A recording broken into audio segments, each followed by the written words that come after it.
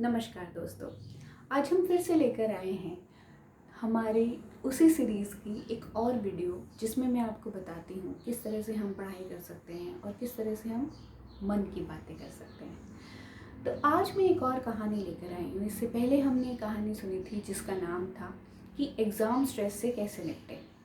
आज हम एक और बात लेकर आए हैं, एक और टॉपिक लेकर आए हैं, जो है कि कैसे हम प्रेजेंट मोमेंट में जी सकते हैं। हमें हमेशा खुश रहने के लिए प्रेजेंट मोमेंट में जीना चाहिए। मान लीजिए जैसे कि मुझे किसी ने कुछ कह दिया, तो मैं पूरे दिन भर वो इंसिडेंस हो गया, मेरा किसी से झगड़ा हो गया, उन्होंने कुछ बात कही, मैंने भी कुछ बात कही। उसके बाद मैंने क्या किया कि मैं अपने घर वापस आई और मैं उस बात को कई दिन तक पकड़ के बैठी रही और मैं उस इंसान से, उस व्यक्ति से मैंने दोबारा कभी भी बात नहीं की। तो मेरा ये मानना है कि हमें प्रेजेंट मोमेंट में ही जीना चाहिए हमेशा। जब मेरा उस समय उनसे झगड़ा हुआ, उसके बाद जब मैं अपने घर आ गई तो मुझे वो बात वहीं छोड़ कर आनी चाहिए थी। यानी कि किसी ने भी आपको कोई भी बुरी बात कही हो या आपने किसी को बुरी बात कही हो, तो अव्वल तो आपको माफ़ी मांगकर उसे ख़त्म कर लेना चाहिए वहीं पर। लेकिन अगर आप ऐसा नहीं कर पाते हैं तो एक बहुत ज़रूरी चीज़ है कि आप उसे मन में लेकर ढोएं नहीं। उससे हमारे रिश्ते तो ख़राब होते ही हैं, साथ ही साथ हमारी खुद की जो मेंटल हेल्थ है और उसके साथ ही साथ फिज़िकल हेल्थ भी ख़राब होती है। हम कभी भी ये समझ नहीं पाते कि हमारी फ़िज़िकल और मेंटल हेल्थ दोनों ही हमारे लिए इम्पॉर्टेंट है। फ़िज़िकल हेल्थ के लिए हम जिम जाते हैं, हम वर्कआउट्स करते हैं। मेंटल हेल्थ के कुछ सुनहरे रूल्स में से एक सुनहरा रूल ये है कि आप प्रेजेंट मोमेंट में जिए। आज आप जो काम कर रहे हैं, लड़ाई होने के बाद, झगड़ा होने के बाद जब घर आके आपने अपने घर के काम करना शुरू किया, तो आप उन कामों में ही अपना ध्यान लगाइए, न कि इस बात पर कि उसने मुझे ये कहा, फिर उसने मुझे ये कह दिया। क्योंकि जितना आप उस बात को सोचेंगे ना, उतना आप उसके मतलब निकालेंगे। और जब हम किसी बात के मतलब निकालते हैं विद नेगेटिविटी, तो वो अगर इतनी सी बात कही होगी तो वो बहुत बड़ी लगने लगेगी। इसीलिए हमें हमेशा प्रेजेंट मोमेंट में रहना चाहिए। अब बात आती है कहानी की। ये वाकया मैं आपको एक कहानी के एग्जाम्पल से बताती हूँ। एक बार दो ब्रह्मचारी थे। ब्रह्मचारी वो होते हैं जो किसी भी स्त्री के बारे में सोचते, ब्रह्मचर्य का पालन करते हैं। ब्रह्मचर्य हमारा एक लाइफ का पुराने टाइम में फेज होता था। अब ये एक वो दोनों योगी चल रहे थे। अब वो वन में भ्रमण कर रहे थे। चलते चलते आगे एक नदी थी। उस नदी के ऊपर एक पुल था। अब उस पुल को पार करने से पहले जब वो उस पुल के करीब पहुंचे तो उन्हें एक महिला दिखाई दी। उस महिला की उम्र तकरीबन कोई 20-25 साल होगी और उसके पैर में एक कांटा चुभा हुआ था और वो बड़े बड़े ज़ोर से कराह रही थी। तो उसने पहले भिक्षु को कहा कि आप मेरी प्लीज़ हेल्प कर दीजिए, क्योंकि मेरे पैर में कांटा चुभा है जो निकल नहीं रहा है और मुझे बहुत दर्द हो रहा है पैर में, और मैं इस पुल को चढ़ के नदी को पार नहीं कर पा रही। तो क्या आप प्लीज़ मेरी हेल्प कर देंगे? तो पहले योगी ने कहा कि नहीं नहीं नहीं नहीं, हम तो ब्रह्मचारी हैं और हम बिल्कुल भी स्त्री को छूते नहीं हैं। मैं आपकी कोई हेल्प नहीं कर सकता, ना मैं आपका कांटा निकाल सकता हूँ, मैं आपकी कोई मदद नहीं कर सकता, मुझे तो क्षमा कर दीजिए, राम राम राम राम, क्योंकि इससे मेरा ब्रह्मचर्य टूट जाएगा। तो वो काफ़ी दुखी हुई। एक और वो जो ब्रह्मचारी के साथ में जो पीछे छूट गए थे दूसरे ब्रह्मचारी, वो आए। उस औरत ने उन ब्रह्मचारी को भी कहा कि आप प्लीज़ ये मेरा कांटा निकाल दीजिए या फिर मुझे हेल्प करिए, मुझे पुल के उस पार पहुंचा दीजिए। तो उस ब्रह्मचारी ने उस स्त्री को गोद में लेकर पुल पार करवाया। जब उन्होंने जब उस औरत को उन्होंने पुल पार करवा दिया, उसके बाद वो उस औरत ने उनका धन्यवाद किया और वो आगे बढ़ जाए। जब वो आगे बढ़े तो कई देर तक उन्होंने बात ही नहीं की। एक दिन बीते, 2 दिन बीते, इस बारे में उन्होंने कोई बात नहीं की आपस में।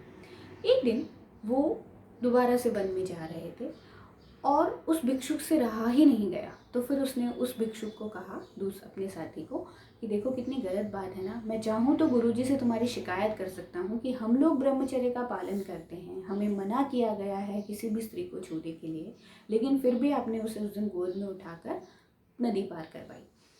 मुझे बहुत बुरा लगा, आपका ब्रह्मचर्य व्रत टूट गया है और आपको अपने इस ब्रह्मचर्य व्रत का पालन करना चाहिए था।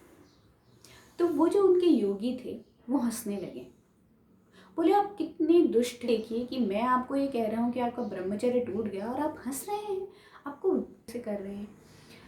तो वो हंसे और वो बोले कि मित्र, हम ब्रह्मचर्य व्रत का पालन कर रहे हैं, जिसका मतलब ये होता है कि न तो हमें पर स्त्री को स्पर्श करना है, न ही हमें पर स्त्री के बारे में सोचना है।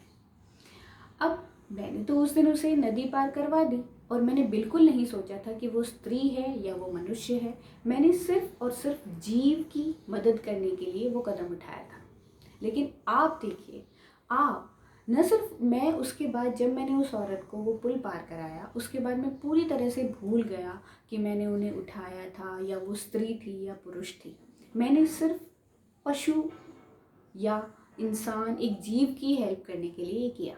लेकिन आज उस बात को 3 दिन हो गए हैं और आप आज भी उसे ढो रहे हैं, आज तक आप उसका विचार कर रहे हैं। तो मैंने तो सिर्फ उसे स्पर्श किया था, आपने तो अपने विचारों, अपने तथ्यों और अपनी वार्ता में उसे शामिल कर लिया है। तो मुझे मेरे मित्र ये बताइए कि ब्रह्मचर्य व्रत मेरा टूटा या आपका टूटा? तो बिल्कुल सही बात है कि आप अपने विचारों को किस तरह से ले जाते हैं, किस तरह से कंट्रोल करते हैं कि वो आपकी हित में काम करें। तो जब भी आप कोई भी काम करें तो उस मोमेंट में रहें बस। अगर आप सब्जी बना रहे हैं तो आप सिर्फ सब्जी की तरफ ध्यान दें। ये ना सोचें कि मेरे पति ने तो कल मुझे ये कह दिया, मेरी मैम ने तो मुझे बिल्कुल भी अच्छे से बात नहीं की, मैं एग्ज़ाम में फ़ेल हो गया तो क्या हो जाएगा, ये सब नहीं। सफल होने के लिए जीवन में एक सबसे बड़ा रूल है कि जब भी आप कोई काम कर रहे हो उस काम पे ध्यान दें, बाकी का कुछ भी ना सोचें। अगर आप पढ़ाई कर रहे हैं तो आपको सिर्फ और सिर्फ पढ़ाई करनी है। अगर आप मूवी देख रहे हैं तो सिर्फ और सिर्फ मूवी देखिए। अगर आप सब्जी बना रहे हैं तो सिर्फ सब्जी में ध्यान दीजिए। So you have to live in the present moment. एक बहुत इम्पॉर्टेंट बात है, सुशांत सिंह राजपूत ने भी एक बार कहा था कि मैं ये चाहता हूँ कि महेंद्र सिंह धोनी क्या सोचते हैं वो मुझे पता चल जाए। तो महेंद्र सिंह धोनी ने भी रिप्लाई दिया था एक और वीडियो में कि मैं जो भी काम करता हूँ ना, मैं सिर्फ उसी में रहता हूँ।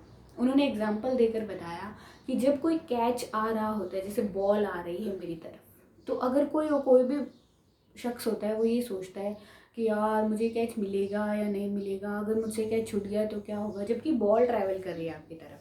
लेकिन आप ये सोचते हैं कि यार ये कैच मुझे नहीं मिला तो क्या होगा, हाय राम हम लोग हार जाएंगे, फिर हम लोग क्या करेंगे, और अगर कैच मिल गया तो कितना अच्छा होगा। ये क्रिकेटर, मैं कुछ भी नहीं सोचता।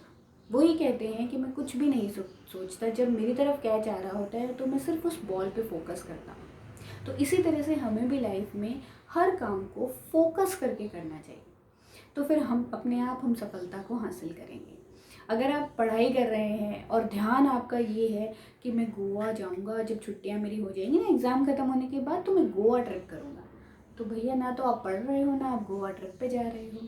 तो बेटर है कि आप फोकस करें अपने प्रेजेंट पर, न कि पास्ट और ना ही फ्यूचर पर। ना आगे का सोचें ना पीछे का सोचें, सिर्फ ये सोचें कि मैं जो काम अभी कर रहा हूँ उसको मुझे कैसे परफेक्टली करना है। तो जब आप आज का काम परफेक्टली करेंगे तो वो फ्यूचर में कहा जाएगा कि जी इसने वो काम बहुत अच्छे से किया था। कई लोग ये सोचते हैं कि हमें सबका प्यारा बनना है, तो वो भी आप तभी अचीव कर पाएंगे जबकि आप अपने आज के काम पे फोकस करेंगे, तो सारे काम आपसे अच्छे होते जाएंगे और ऑटोमेटिकली आप सक्सेसफुल होंगे। तो आज का जो मंत्र है वो ये है, we should focus only on the present, not the past, not the future. तो चलिए दोस्तों, आज का सेकंड रूल आपको मिला है, आप जब भी जो काम करें उसी पे फोकस करें, हमेशा अपने प्रेजेंट को एंजॉय करिए, प्रेजेंट में रहिए, हर काम को 100% मन लगा कर कीजिए और सच्चे मन से कीजिए। अब मैं आपसे विदा लेती हूँ, मिलते हैं अगले अंक में। तब तक के लिए आपको एग्ज़ाम्स के लिए ऑल द बेस्ट। नमस्कार।